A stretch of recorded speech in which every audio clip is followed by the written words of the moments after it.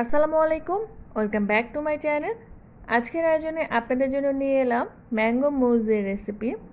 আসলে আমের সিজনে আম দিয়ে কিন্তু অনেক রকমের ডেজার্ট তৈরি করা যায়। আমার কাছে ভীষণ ভালো লাগে যে কোনো আমের ডেজার্ট। আর এই ম্যাঙ্গো মুজটা কিন্তু খেতে খুবই মজা, খুব কম সময়ে খুব সহজেই তৈরি করা যায়। বাচ্চারা তো ভীষণ পছন্দ করবে। তবে চলুন আজকে দেখে নেই সহজ এই রেসিপিটি। ম্যাঙ্গো মুজ তৈরির জন্য এখানে আমি একটি বড় সাইজের পাকা আম ভালো মতো ধুয়ে নিয়েছি। আমটাকে এখন আমি কিউব করে কেটে নিলাম। এখন একটি ব্লেন্ডারের জারে আমের কিউবগুলোকে নিয়ে নিচ্ছি। দিয়ে দেব হাফ কাপ পরিমাণে কনডেন্স মিল্ক। এখানে কিন্তু অবশ্যই কনডেন্স মিল্ক দিতে হবে, চিনি দিলে কিন্তু পানি ছেড়ে দিবে। এখন খুব ভালো মতো স্মুথলি ব্লেন্ড করে নিব, যেন কোনো রকমের লাম্পস না থাকে। এরপর একটি পাত্র নিয়ে নিলাম। পাত্রটিকে আমি ফ্রিজের নর্মাল চেম্বারে 30 মিনিটের জন্য চিল করে নিয়েছি। দিয়ে দিচ্ছি 1 কাপ পরিমাণে হুইপ ক্রিম। আর হুইপ ক্রিমটাকে আমি 48 ঘন্টার জন্য ফ্রিজের নর্মাল চেম্বারে রেখে চিল করে নিয়েছি। হুইপ ক্রিমটা ইলেকট্রিক বিটারের সাহায্যে লো স্পিডে রেখে বিট করে নিতে হবে।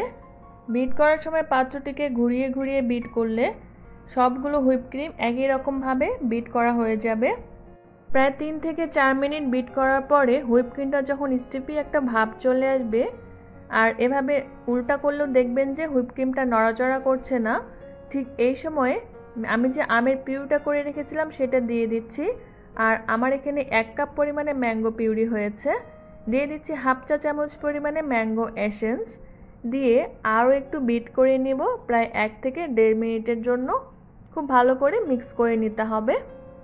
বিট করার সময় মাঝে একবার একটি স্প্যাচুলার সাহায্যে আমি যে সাইডের অংশগুলো আছে সেগুলো মাঝখানে এনে দেব। এতে করে মিশ্রণটা সমানভাবে মিক্স হবে। এখন আরও একটু বিট করে নিচ্ছি। আর পুরোটার সময় বিটারের স্পিডটা আমি লোতে রেখেই বিট করে নিয়েছি। মিশ্রণটা বিট করা হয়ে গিয়েছে, এখন ডেকোরেশন করার পালা। এই জন্য একটি গ্লাসের উপর দিক থেকে আমি কিছুটা ম্যাঙ্গো পিউরি এভাবে করে ছড়িয়ে দিব। এতে করে সার্ভ করার পরে মুজটাকে দেখতে বেশ ভালো লাগে। তবে আপনারা কিন্তু নিজেদের পছন্দ মতো ডেকোরেশন করে মুজটাকে সার্ভ করতে পারেন। আমের যে কোনো ডেজার্ট তৈরির জন্য অবশ্যই পাকা মিষ্টিযুক্ত আম নেওয়ার চেষ্টা করবেন, এতে করে যে কোনো ডেজার্টই খুব ভালো হয়। একটি চামচের সাহায্যে ম্যাঙ্গো মুসের মিশ্রণটা গ্লাসের মধ্যে এভাবে দিয়ে দিলাম। উপর দিক থেকে সামান্য একটু ম্যাঙ্গো পিউরি দিয়ে দিচ্ছি। আর একটি টুথপিকের সাহায্যে চারপাশে এভাবে ঘুরিয়ে ঘুরিয়ে দিলে দেখবেন যে খুব সুন্দর ডিজাইন হয়ে যায়। এতে করে দেখতে আরও বেশি অ্যাট্রাকটিভ লাগে। আপনারা কিন্তু নিজেদের পছন্দ মতো সাজিয়ে পরিবেশন করতে পারেন। তবে পরিবেশনের আগে অবশ্যই ফ্রিজের নর্মাল চেম্বারে 2 ঘন্টার জন্য রেখে চিল করে নিতে হবে। আমি ম্যাঙ্গো মুজটাকে 2 ঘন্টা চিল করে নিয়েছি। আর এরপরে দেখতেই পাচ্ছেন দেখতে কতটা সুন্দর লাগছে।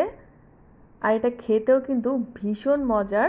বিশেষ করে এই গরমের সিজনে ঠান্ডা ঠান্ডা এই ম্যাঙ্গো মুজটা খেতে কিন্তু ভীষণ ভালো লাগে। বাচ্চারা তো পছন্দ করবেই, সেই সাথে বড়রাও অনেক বেশি পছন্দ করবে। রেসিপি ভালো লাগলে অবশ্যই একটি লাইক করবেন, কমেন্ট করবেন। যারা আমার চ্যানেলটি এখনও সাবস্ক্রাইব করেননি, এমন নতুন সহজ রেসিপি পেতে আমার চ্যানেলটিকে সাবস্ক্রাইব করার অনুরোধ রইল। সবাই খুব বেশি ভালো থাকবেন, সুস্থ থাকবেন। আল্লাহ হাফেজ।